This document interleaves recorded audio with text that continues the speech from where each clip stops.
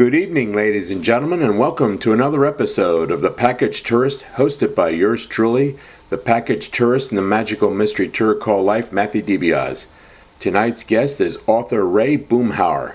Ray lives in Indiana and has been the senior editor at the Indiana Historical Society Press since 1987 and also its quarterly popular history magazine, Traces of Indiana and Midwestern History.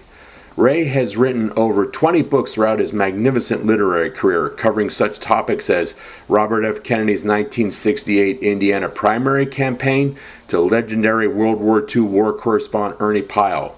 His most recent books deal with author Richard Tregaskis and Associated Press reporter Malcolm Browne, who shared a Pulitzer Prize award for his article on the suicide of Vietnamese Buddhist monk Thich Quang in 1963. All of his works have received critical acclaim for their excellence.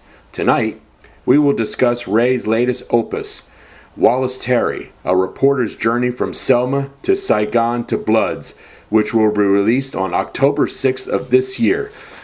Ray, welcome to the show. It's a great honor and privilege to have you here. And I'd like to start off by asking you, Ray, what led you to write about Wallace Terry? First of all, Matt, thanks for talking with me about my book about Wallace Terry.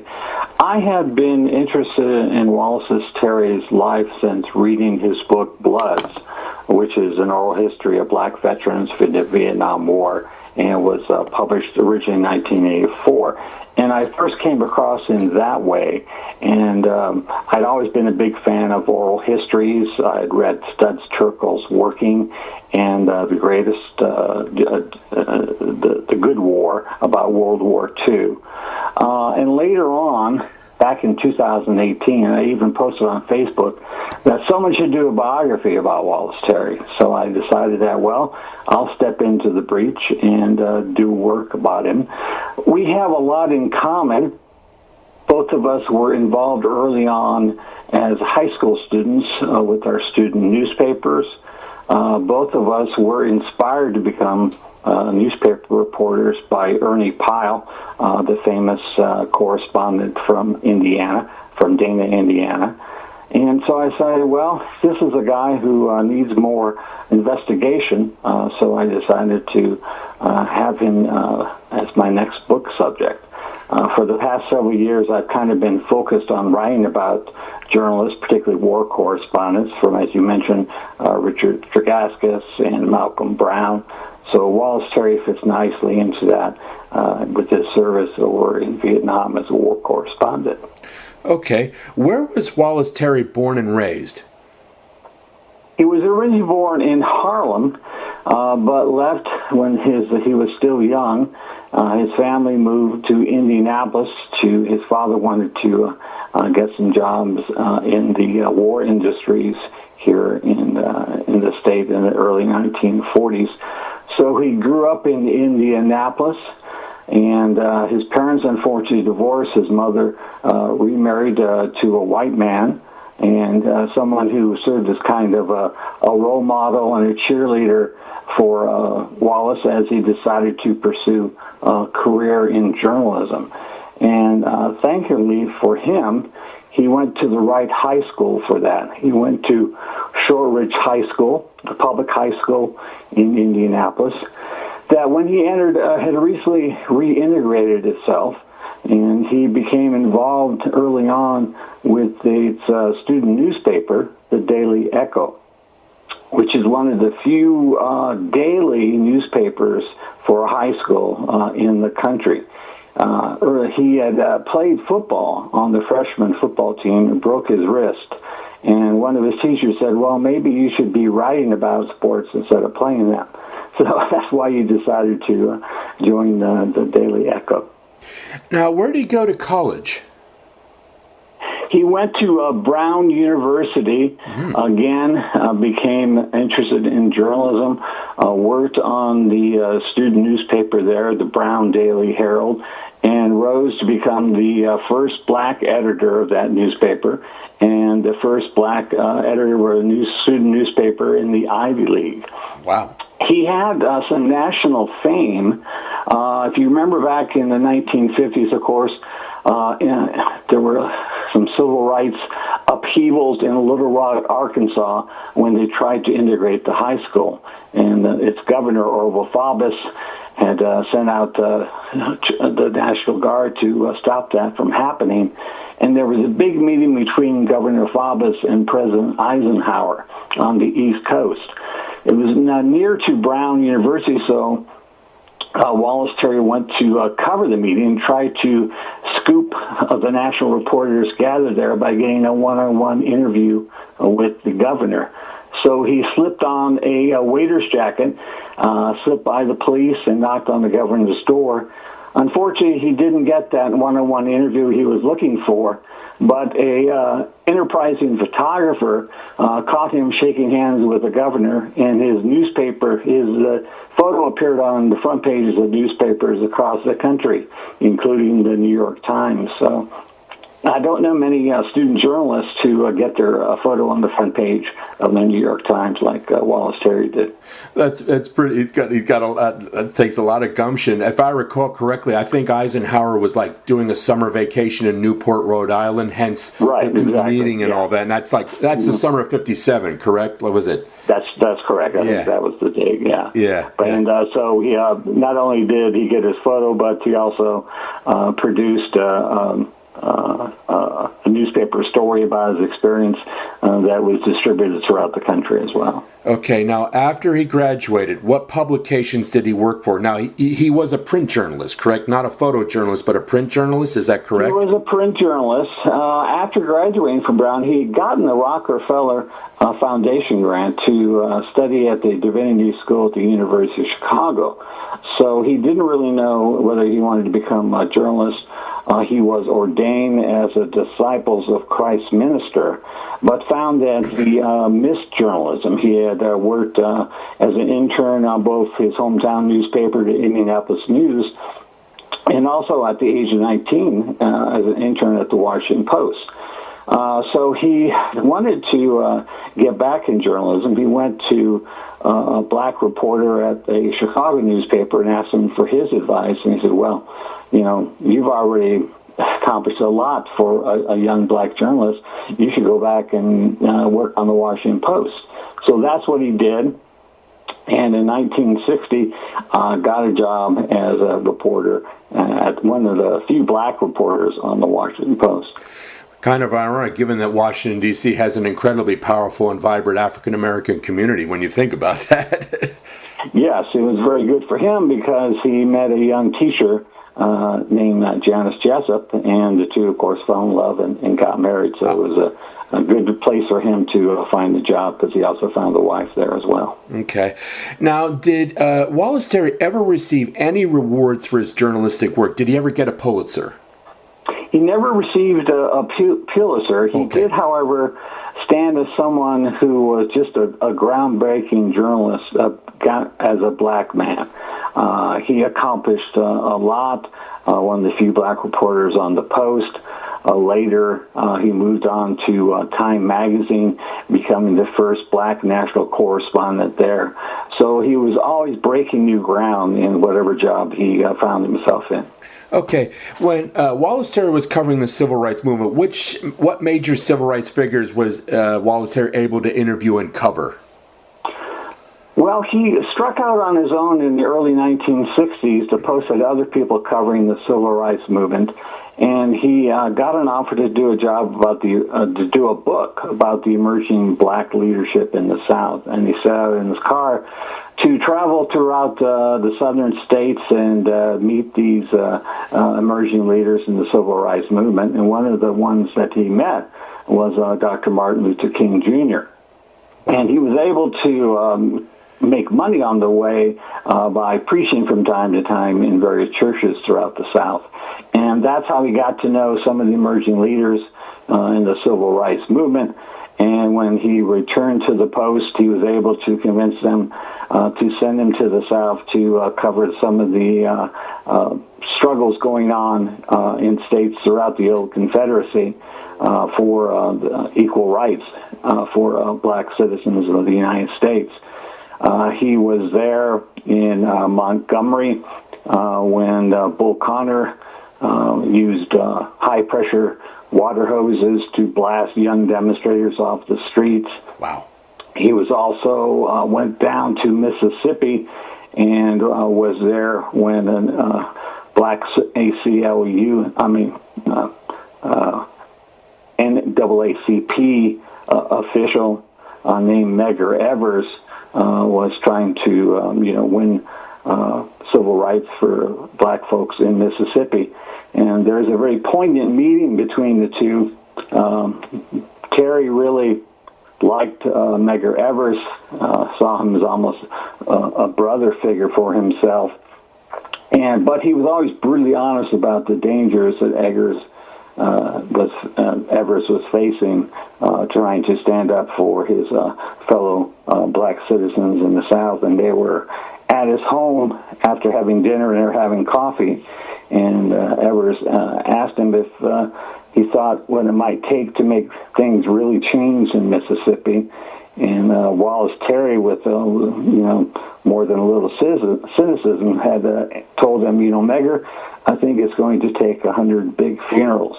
And that's really a chilling statement when you know that, of course, Medgar Evers is gunned down shortly afterwards at his home in Mississippi. Yeah. And if you go to that memorial in Montgomery, Alabama, the Civil Rights Memorial, there's a lot of names of dead people on that reflecting pool, too. So, yeah, it's eerily precedent when you can contemplate that.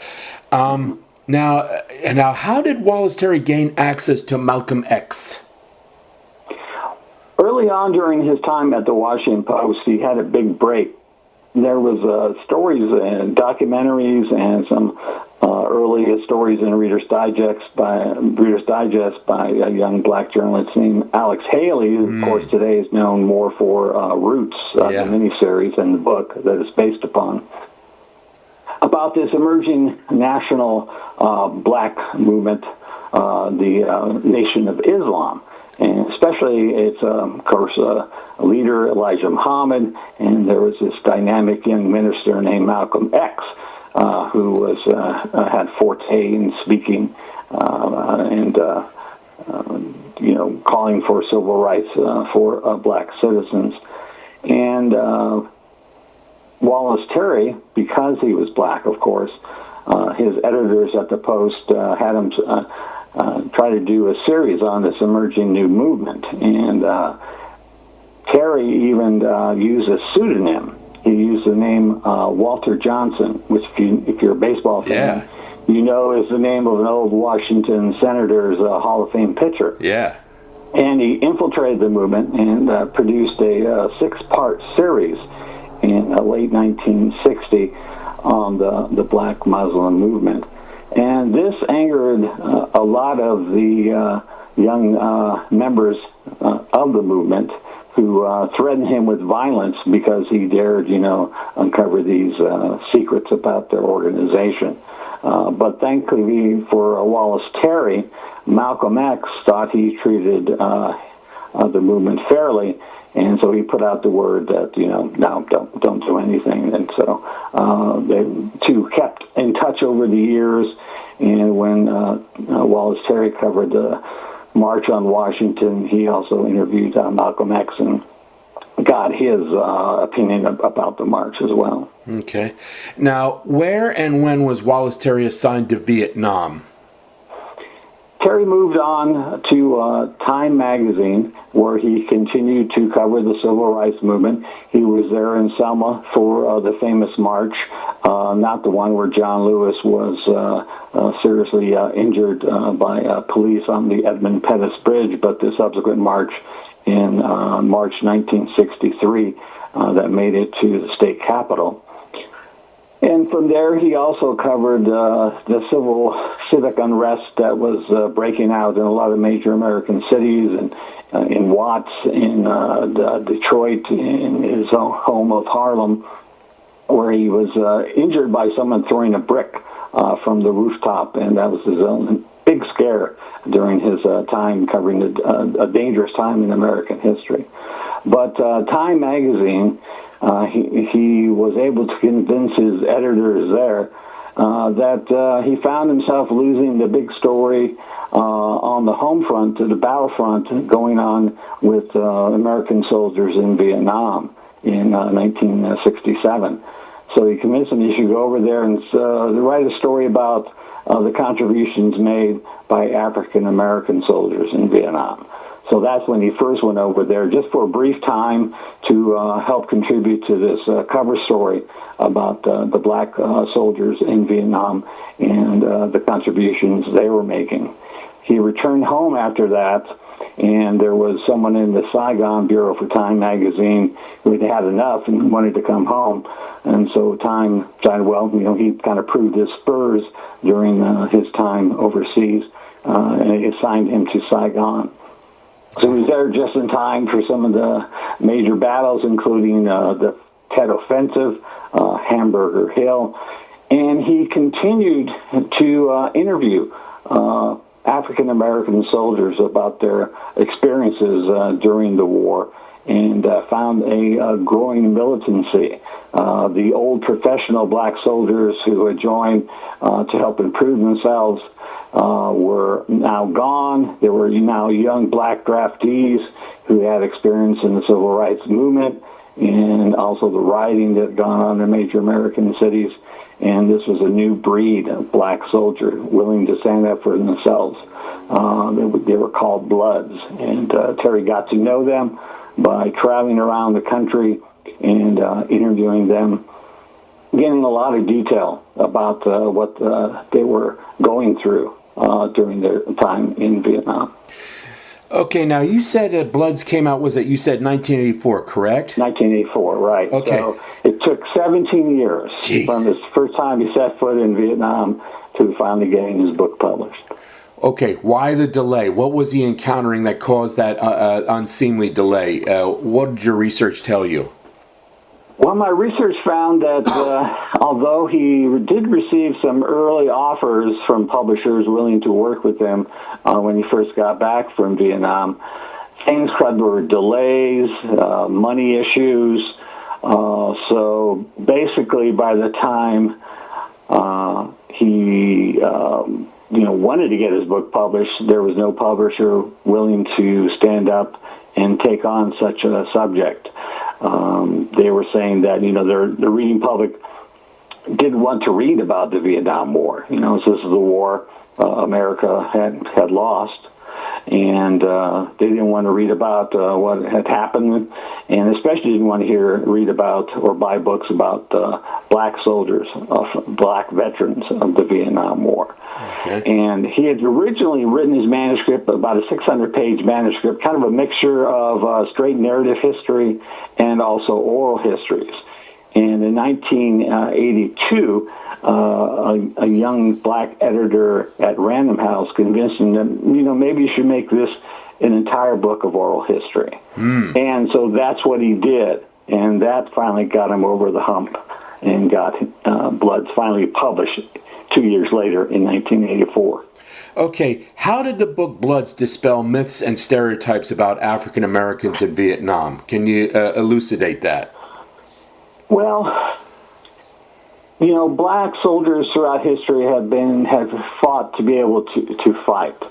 And with his book, Terry wanted to show that, white soldiers weren't invincible and black soldiers weren't invisible. And so he thought that, there was no greater subject to write about than war. It's the worst thing that we do to each other. Almost all the human emotions are involved in war. It's the most desperate time for man.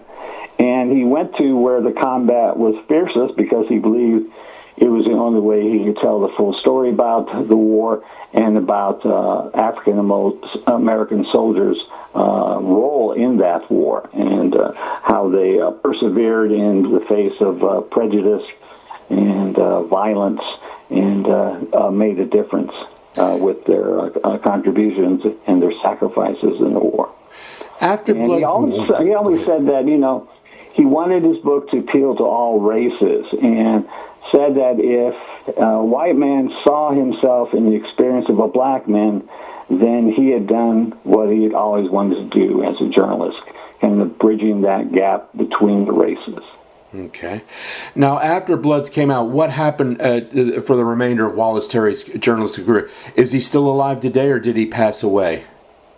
Unfortunately, he died in 2003 at the age of 65 from a rare vascular condition that had gone undiagnosed. After Bloods had come out to great acclaim, he went out on a nationwide tour and did so for many years, talking to college classes, high school classes, trying to tell the story of what he found out and put into Bloods. He continued to write. One of his last major projects was a book about African American journalists, telling their stories as he did for the soldiers of the Vietnam War. Unfortunately, he died before that project could see the light of day, but his wife Janice persevered, and it finally was published later on as the book Missing Pages. And there were interviews with a variety of black journalists throughout the country. Okay. Ray, let's talk about yourself now. Where were you born and raised? Born and raised in Mishawaka, Indiana, in the northern part of the state. Lived here in Indianapolis now for many years, working for the Indiana Historical Society, and I'm an Indiana University graduate. That's one of the things that drew me to Wallace Terry as a subject, is that we both attended the Summer High School Journalism Institute at Indiana University in Bloomington. So I was very pleased to see that we had that in common as well. What did your parents do for a living? My dad worked for the gas company and later went on to run a restaurant across the state line in Michigan on a lake there. My mother was a housewife and raised 3 boys. Okay. Ray, whenever I interview an author on my show, I always love to ask this standard question. Who were your favorite authors when you were growing up? And of those favorite authors, did any of them light the spark inside you to become a writer or perhaps influence your writing style? Again, this is someone who Wallace Terry and I have a lot in common with, that we were both inspired to become journalists by the writings of Ernie Pyle, as who I mentioned earlier. Yeah. He was really put on a pedestal for any student who studied journalism at Indiana University, as I did in the late 1970s, early 1980s. You know, you went to classes at Ernie Pyle Hall, and you worked on the Indiana Daily Student newspaper out of that same building. There was a display of his memorabilia on the second floor in the lounge area there.